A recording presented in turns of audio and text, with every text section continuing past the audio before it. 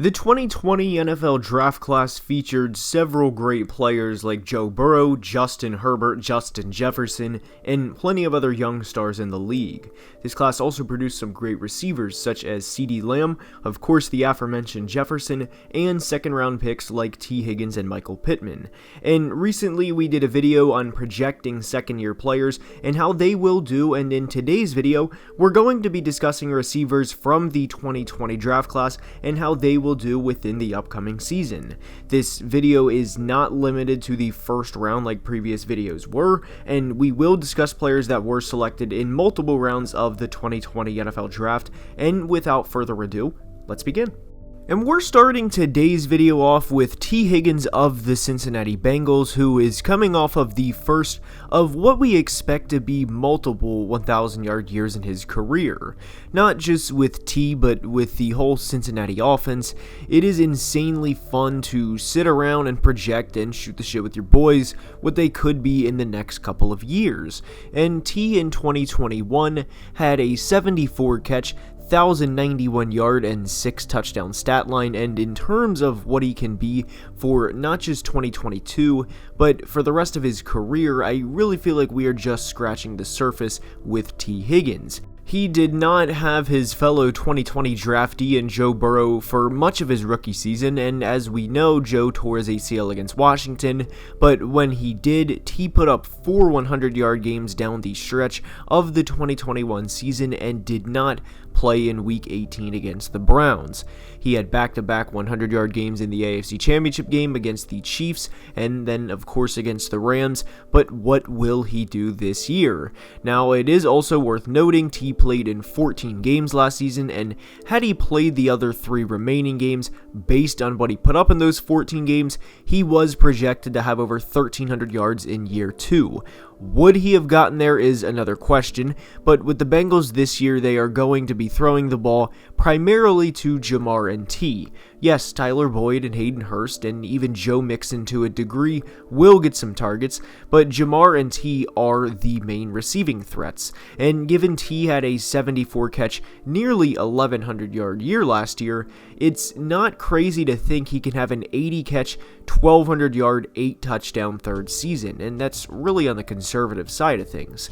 The Bengals are a team that are going to be around for quite a while, as both T and Jamar are under 25 years old, and Joe Burrow is entering his 3rd season as well. If I had to guess, T will probably always be limited in the stat sheet because of having Jamar opposite of him, meaning he probably will not ever be a 1,600-yard player, but to be fair, there's very few players like that to begin with. And an 80-catch, 1,200-yard, 8-touchdown season on a team that has the chance to make a deep playoff run for the 2nd year in a row is nothing to scoff at.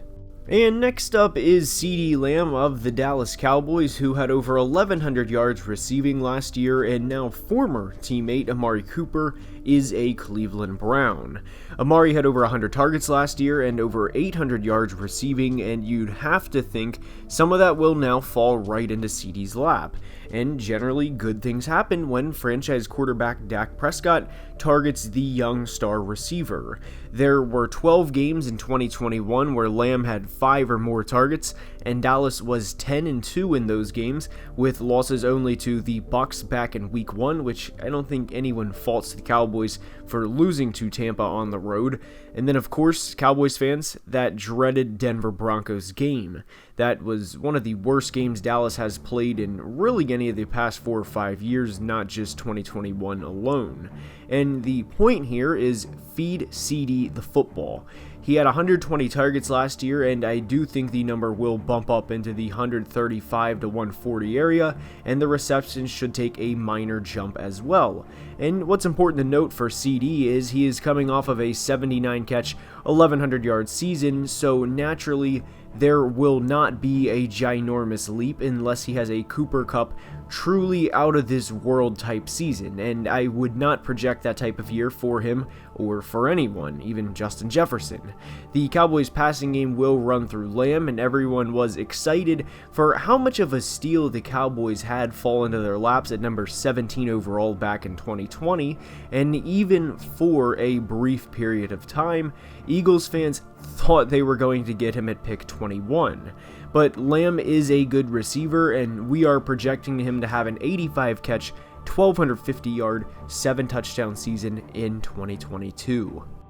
And from Dallas, we go to Denver to discuss Jerry Jeudy of the Denver Broncos, who was a very highly touted prospect coming out of the University of Alabama, but unfortunately has failed to live up to the said hype thus far. Even in a rookie season in which he had over 850 yards, he hauled in just 52 receptions on 113 targets, and that low of a catch percentage is awful. For reference, fellow 2020 draftee Justin Jefferson in his rookie year had just 12 more targets but hauled in 36 more receptions, and the catch percentage difference between the two was enormous. He had an injury-filled second season, Jeudy that is, and even in those games was averaging less yards per game than he was in 2020.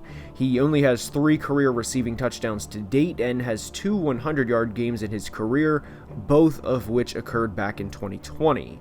The obvious benefit for Jerry entering this year is the Broncos traded for Russell Wilson this offseason, and with the addition of Wilson, Jeudy's career is expected to take off, and he is expected to have his first of what we hope to be many 1,000-yard years this year. And honestly, it's not crazy to think that even as dim as 2021 looked for him at times, the most yards in a game he had was 77, and that was a double-digit point loss to the Chiefs, and the projection we are going to give Jeudy is going to be very favorable.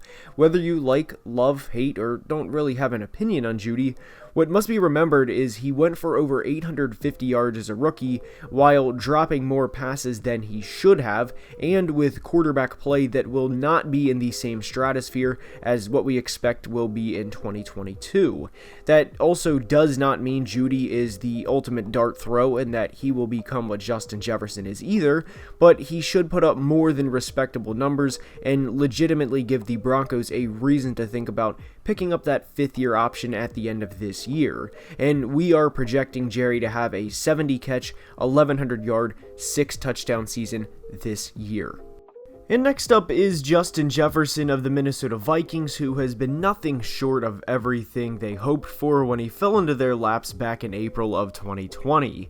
He has the most receiving yards ever through the first 2 years of a player's career and had his first double-digit touchdown season this past fall. And Justin has a solid quarterback in Kirk Cousins, who has quietly thrown for 68 passing touchdowns over the past 2 years and knows how good of a player Justin is. And given Justin had over 100 receptions last year, I definitely think he can get back there again, as why not? Have defenses consistently shown that they can slow him down? The answer to that is no, and in 2021 alone, Jefferson had 7 100-yard receiving games. Justin even had a 7-game stretch last year from Week 9 through Week 15, in which he had 51 receptions for 819 yards and 5 touchdowns, which would have put him on pace for over 120 receptions for 1,900-plus yards and 12 touchdowns. And within this season, in which Justin still had an insanely productive season, Kirk Cousins missed a game in which veteran quarterback Sean Mannion started, who, let's call it what it is not a good player. And if you're new to the channel, I am not a Sean Mannion fan at all. And in that game against the Packers, Justin had a 6-catch, 58-yard performance, and had Kirk played, maybe Justin goes for over 100 and puts up a few more yards on his already very impressive second season. But anyways, the point is a healthy Justin Jefferson in a new offense, led by an offensive-minded head coach, to me at least only means good things for him and the team. And this is still coming off of a year where Kirk Cousins threw for 4,200 yards and 33 touchdowns. Jefferson had 167 targets last year, and the only notable loss the Vikings had in the receiving game was tight end Tyler Conklin, who left in free agency to go to the New York Jets, and Irv Smith Jr. is expected to step up in his role. And we are projecting Justin to have a 110-catch, 1,500-yard, 12 touchdown season in 2022. And last but certainly not least is Michael Pittman Jr. from the Colts. Pittman had over 1,000 yards in 2021 on 88 receptions and is now getting Matt Ryan to throw him the pigskin. Pittman took a leap last year and is expected to stay where he is. Now, I don't think he's ever going to be a gaudy number player, but an 80-catch, 1,100-yard, 7-touchdown season for him, not just in 2022, but for a couple of years down the road, is very reasonable, along with the Colts winning the AFC South this year. That would be a great season for him and the team. And with that being said, that's all I have for today's video. I hope you enjoyed, and if you did, now is the time I ask you to please leave a like and subscribe to the channel, as it would truly mean the world. And until next time, as always, please be safe and have a great day. Love you guys.